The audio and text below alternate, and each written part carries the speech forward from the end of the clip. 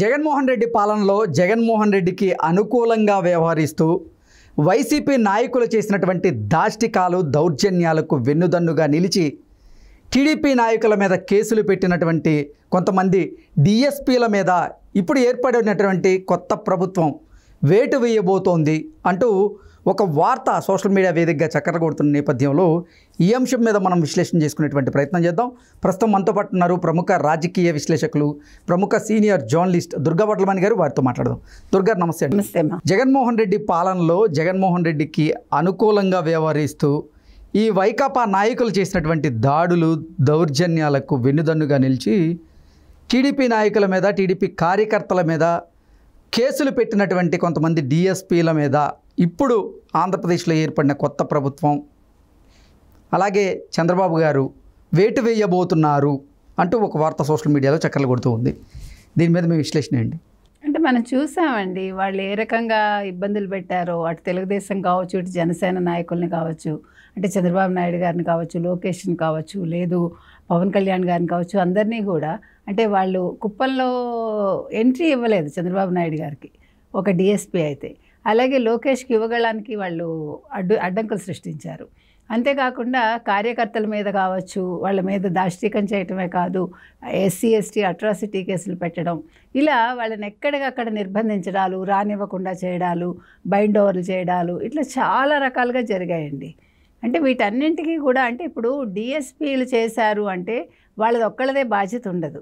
పైన వాళ్ళకి ఉండే అధికారులు కావచ్చు, లేదు అధికారులకు వచ్చే ఆదేశాలు కావచ్చు, అంటే వైకాపా నుంచి వచ్చే ఆదేశాలని వీళ్ళు పాటించి ఉండొచ్చు.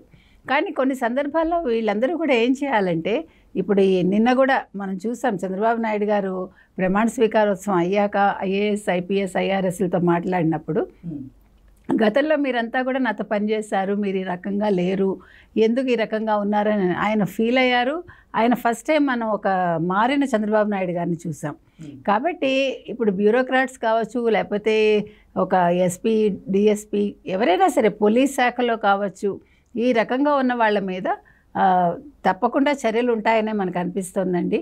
ఎందుకంటే ఒకళ్ళ ఇద్దరా, ఎంతమంది ఏకంగా రాష్ట్ర వ్యాప్తంగా. దుర్గారు, రాష్ట్ర వ్యాప్తంగా ఉన్నటువంటి ఏ డిఎస్పీల మీద వేటు వేసే అవకాశం ఉంది అంటే ఏం చెప్తారు? ఇప్పుడు చిత్తూరు, పలమనేరు డిఎస్పీగా పనిచేసిన వర్ల సుధాకర్ రెడ్డి గారండి. ఈయన పెద్దిరెడ్డి రామచంద్రారెడ్డి అండ చూసుకుని పెట్టలేకపోయారు, బైండ్ ఓవర్లు చేశారు ఆ కార్యకర్తల మీద, చాలా ఆరోపణలు ఉన్నాయి ఆయన మీద.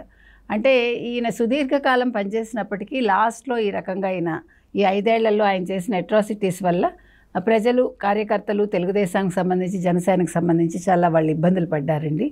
అదేవిధంగా వీరరాఘవరెడ్డి గారు, ఈయన వచ్చి వైకాపా హయాంలో ఈయన వచ్చి అనంతపురం డిఎస్పీగా పనిచేశారు. తర్వాత చూసుకుంటే మనకి చైతన్య, ఈయన రాజంపేట డిఎస్పీ. తర్వాత మనం పల్లన్ రాజు గారు, ఈయన కూడా పల్నాడు జిల్లా గురజాలలో పనిచేశారు. తర్వాత మనం వరుసగా చూసుకుంటుంటే ఎంతెంతమంది అండి, రాయచోటి డిఎస్పీగా మహబూబ్ బాషా, తర్వాత మహేశ్వర్ రెడ్డి, ఈయన వచ్చి పలమనేరండి డిఎస్పీగా పనిచేశారు. తర్వాత చిత్తూరు డిఎస్పీగా శ్రీనివాసమూర్తి కూడా పనిచేశారు. తర్వాత సురేందర్ రెడ్డి తిరుపతి డిఎస్పీ. తర్వాత మనం చూసుకుంటే తాడిపత్రి డిఎస్పీగా ముఖ్యమైన వాళ్ళు గంగయ్య, ఈయన మొదటి నుంచి కూడా వైకాపా కొమ్ము కాస్తూనే ఉన్నారట. ఇక తెలుగుదేశం పార్టీ ప్రచారాన్ని అడ్డుకుంటూ దౌర్జన్యానికి పాల్పడుతున్న వైకాపా నేతలైన కడప డిఎస్పీ షరీఫ్, తర్వాత నెల్లూరు డిఎస్పీ సి వీరాంజనేయులు రెడ్డి, ఇంకా Rajamahendravaram central zone DCP K Vijaypal, తర్వాత భీమవరం డిఎస్పీ వి నారాయణ స్వామి రెడ్డి, తర్వాత వైకాపా ఎమ్మెల్యే పల్నాడు జిల్లా నర్సరావుపేట డిఎస్పీ విఎస్ఎన్ వర్మ, ఇలాగా బాలచంద్రారెడ్డి, ఈయన టెక్కల్ డిఎస్పీ అండి. తర్వాత లాస్ట్లో చూసుకుంటే మనకి తర్వాత బాలచంద్రారెడ్డి, మాధవరెడ్డి, ఇద్దరు కూడా. అంటే వీళ్ళు చూడండి ఏ ప్రాంతాల్లో పనిచేస్తారో మీరు చూడండి. మనకి పల్నాడు, గురజాల, ఆల్మోస్ట్గా ఆంధ్రప్రదేశ్ రాష్ట్రంలో ఉన్నటువంటి 10 నుంచి 15 మంది డిఎస్పీల మీద వేటుపడే అవకాశం ఉందా అంటే ఏం చెప్తారు మరి? ఖచ్చితంగా ఉందండి. ఎందుకంటే మనం చూసుకున్న ఇప్పుడు ఈ ప్రాంతాలన్నీ కూడా చాలా గొడవలు జరిగాయి, మనకు గుర్తుంది. అంటే తెలుగుదేశం పార్టీ కార్యకర్తలు కావచ్చు, లేదు నాయకులు కావచ్చు, వాళ్ళ మీద అసలు వాళ్ళు అడుగడుగున అడ్డంకులు సృష్టించడం, తెలుగుదేశం పార్టీ కార్యకర్తలకి బాగా ఇబ్బందులకు గురి చేయటం, కొట్టడం, వాళ్ళ మీద కేసులు పెట్టడం, అంటే వాళ్ళు ఎటువంటి సభ నిర్వహించుకోవటానికి లేకుండా చేశారు. దుర్గారు, ఇప్పుడు మీరు చెప్తున్న వాళ్ళు ఎవరైతే ఉన్నారో ఈ డిఎస్పీలు, వీరు ఈ 5 సంవత్సరాలు టీడీపీ నాయకుల మీద, అలాగే టీడీపీ నాయకులు చేసేటువంటి కార్యక్రమాల మీద అవరోధాలు సృష్టించేందుకు ప్రయత్నం చేశారా, లేదంటే కేవలం ఎన్నికల సమయంలో మాత్రమే వాళ్ళను అడ్డుకునేటువంటి ప్రయత్నం చేయడం కానీ, వాళ్ళ మీద కేసులు పెట్టడం కానీ, వాళ్ళని ఇబ్బందులకు గురి చేయడం కానీ ఇలాంటి చర్యలకి పాల్పడ్డారంటే ఏం చెప్తారు? లేదండి, మొదటి నుంచి కూడా ఇందులో చాలామంది వైకాపాతోటే ఉన్నారు. ముఖ్యంగా యువగళం పాదయాత్ర చేసినప్పుడు ఎవరు లోకేష్ గారు, తర్వాత ఎప్పుడైనా కుప్పానికి వెళ్ళినా లేకపోతే తిరుపతి వెళ్ళినా మన చంద్రబాబు నాయుడు గారికి ఇబ్బందులు సృష్టించటం, తర్వాత తెలుగుదేశం కార్యకర్తల మీద వాళ్ళు విరుచుకుపట్టడం, లేకపోతే వాళ్ళ మీద కేసులు పెట్టడం, బైండ్ ఓవర్ చేయటం, ఇట్లా అంటే అడుగడుగునా వాళ్ళకి అడ్డంకులు సృష్టించారండి మొదటి నుంచి కూడా. ఇంకా ఎన్నికల ముందు మీకు తెలుసు, ఎన్నికల ప్రచారంలో భాగంగా వాళ్ళు ఎక్కడికి వెళ్ళినా కూడా వాళ్ళకి సరైన ఇది లేకుండా, అంటే పర్మిషన్స్ ఇవ్వకుండా వాళ్ళని ఇబ్బంది పెట్టడం, తర్వాత లోకేష్ లాంటి వాళ్ళకి మైకులు కూడా లాక్కున్న సందర్భాలు కూడా ఉన్నాయి మీకు తెలుసు. అలా అంటే ఏ రకంగా చూసినా కూడా తెలుగుదేశం పార్టీ వాళ్ళు ఎక్కడ ప్రజలతో మమేకం అవ్వడానికి వీలు లేకుండా చాలా రకాలుగా వీళ్ళు అడ్డంకులు సృష్టించారు.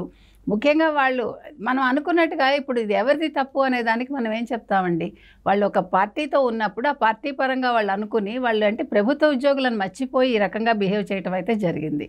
స్కిల్ డెవలప్మెంట్ కేసులో ఆరోపణలు ఎదుర్కొని చంద్రబాబు గారు జైలుకి వెళ్ళిన సమయంలో దాన్ని వ్యతిరేకిస్తూ కొంతమంది నిరసనలు, దీక్షలు చేసేందుకు ప్రయత్నం చేయగా వీళ్ళలో ఉన్నటువంటి కొంతమంది డిఎస్పీలు తెలుగుదేశం పార్టీ కార్యకర్తల మీద అణిచివేతకు గురి చేసేందుకు ప్రయత్నం చేశారు అంటూ కూడా కొన్ని గతంలో కొన్ని వార్తలు అయితే వచ్చాయి.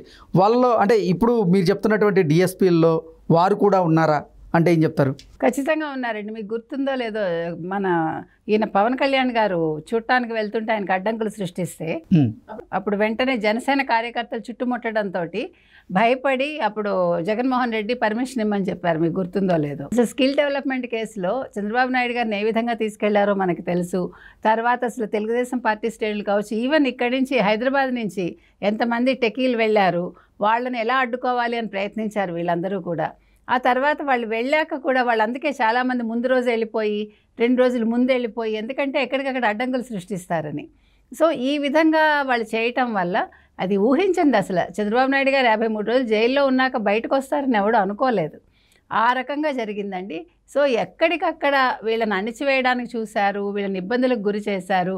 కాబట్టి ఇప్పుడు ఇవన్నీ కూడా ఏ రకంగా తీసుకోవాలంటే, ఇప్పుడు 24 నుంచి 29 మధ్యకాలంలో ఈ ప్రభుత్వ ఉద్యోగులు ఎవరైతే ఉన్నారో, ఒకవేళ తెలుగుదేశం ఈ కూటమిలో ఇటువంటివి కనుక జరగడానికి అవకాశం ఉంది అంటే వాళ్ళు ప్రభుత్వ ఉద్యోగులు అని గుర్తుపెట్టుకుని అటువంటి వాటికి వాళ్ళు తలొంచకూడదండి. ఒకవేళ తెలుగుదేశం చెప్పినా కూడా చేయకూడదు. ఇప్పుడు వైకాపా చెప్పిందని చేసి ఈరోజు ఇబ్బందులకు గురవుతున్నారు కాబట్టి ఇప్పుడు తర్వాత కంటిన్యూ అయ్యే ఆఫీసర్స్ అందరికీ కూడా ఇది ఒక గుణపాఠంగా తీసుకుని తర్వాత ఇటువంటి వాటికి వాళ్ళు వాళ్ళ సహకారం అందించకూడదు. ఓకే అండి, థ్యాంక్ యూ.